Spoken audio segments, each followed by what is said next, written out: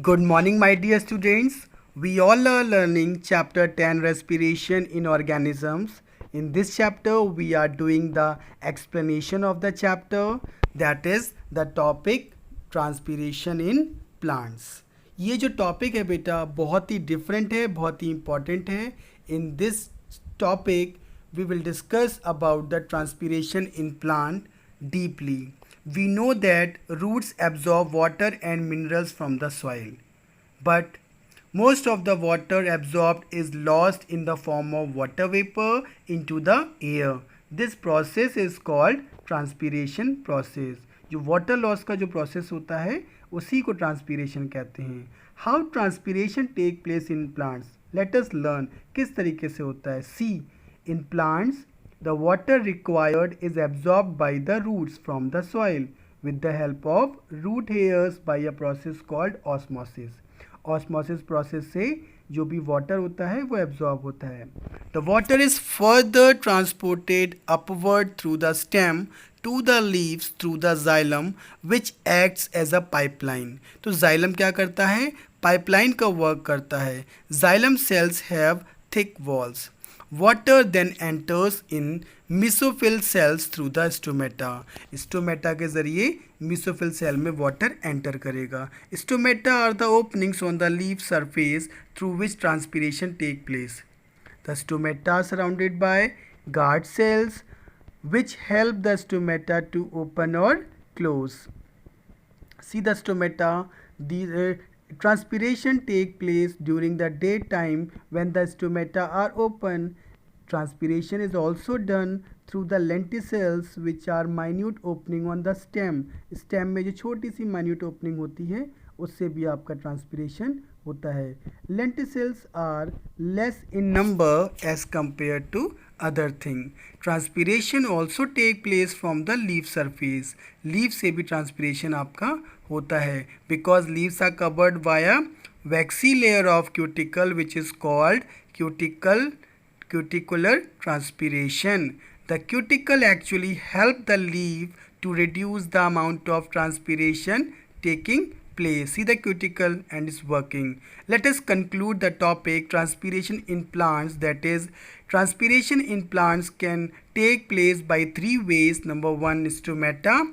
Number two, through the lenticels, and at last number three, from the leaf surface. So these are the three ways. Now see, transpiration is very important because transpiration pull helps the water rising to the leaves against the force of gravity. Gravity के against water ऊपर चढ़ता है. Rate of transpiration जो भी होता है आपका वो बराबर होता है रेट ऑफ एब्जॉर्प्शन के.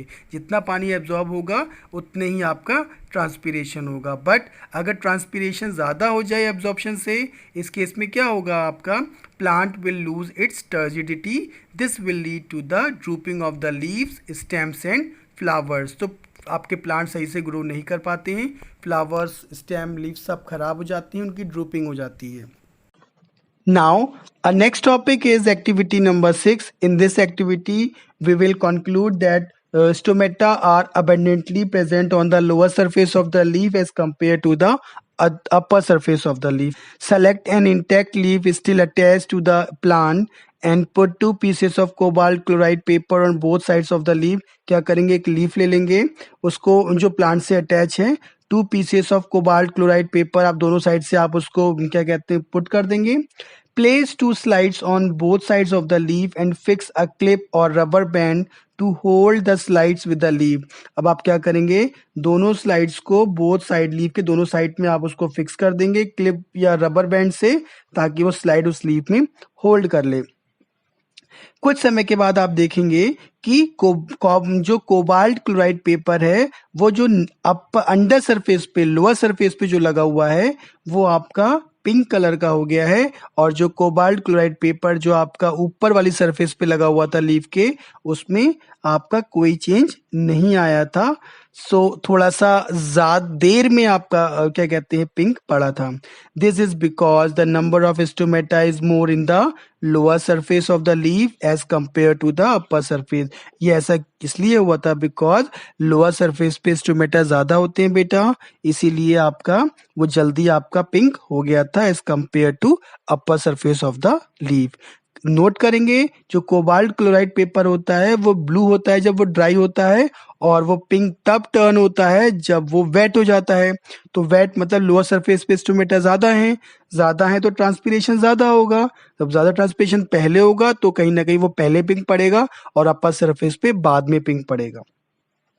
This shows that the more transpiration take place through the lower surface, which is an account of numerous stomata found on it. Simple सी बात है बेटा, ज्यादा ट्रांसपीरेशन होगा आपका लोअर सरफेस से, वहीं से ज्यादा वाटर निकलेगा. जब वाटर निकलेगा तो वो आपका जो भी जो आपने लगाया था जो कोबाल्ट क्लोराइड पेपर, तो जल्दी वेट होगा, मीन्स लोअर सरफेस पे जल्दी वेट होगा. तो वो इंडिकेशन ये दे रहा है कि लोअर सरफेस पे स्टोमेटा ज्यादा पाए जाते हैं. Now moving to the next topic, that is factor affecting transpiration. ऐसे कौन कौन से फैक्टर्स हैं जो ट्रांसपीरेशन प्रोसेस को प्लांट्स बॉडी में इफेक्ट करते हैं. Number 1, light. लाइट बहुत ही ज्यादा इंपॉर्टेंट है बिकॉज लाइट क्या करता है, आपका स्टोमेटा की ओपनिंग और क्लोजिंग को रेगुलेट करके रखता है और उसका बहुत बड़ा रोल है ट्रांसपीरेशन में.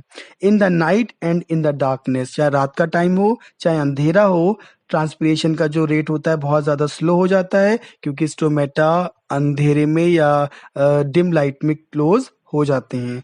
डे टाइम की अगर बात करें तो सबसे ज़्यादा स्टोमेटा ओपन होते हैं और जब स्टोमेटा ओपन होंगे तो ट्रांसपीरेशन का रेट भी बढ़ जाता है. सेकंड आपका जो कैटेगरी है दैट इज टेम्परेचर. ज़्यादा टेम्परेचर होगा तो रेट ऑफ ट्रांसपीरेशन ज़्यादा होगा by causing the water to evaporate fast. ज़्यादा वाटर अच्छे से इवेपोरेट होगा तो ट्रांसपीरेशन रेट भी ज्यादा होगा. विंड की बात करें तो rate of transpiration is greatly affected by the velocity of the wind. Wind की वेलोसिटी से रेट ऑफ ट्रांसपीरेशन ज्यादा इफेक्टेड होता है बिकॉज ज्यादा तेज अगर हवा चलेगी तो रैपिड ट्रांसपीरेशन होता है. ह्यूमिडिटी की बात करेंगे बेटा तो अगर एयर में ज्यादा ह्यूमिडिटी है तो ट्रांसपीरेशन रेट कम हो जाएगा बिकॉज वो चीज आपका वाटर ड्राई अप नहीं हो पाएगा, इवेपोरेट होके ऊपर नहीं जा पाएगा.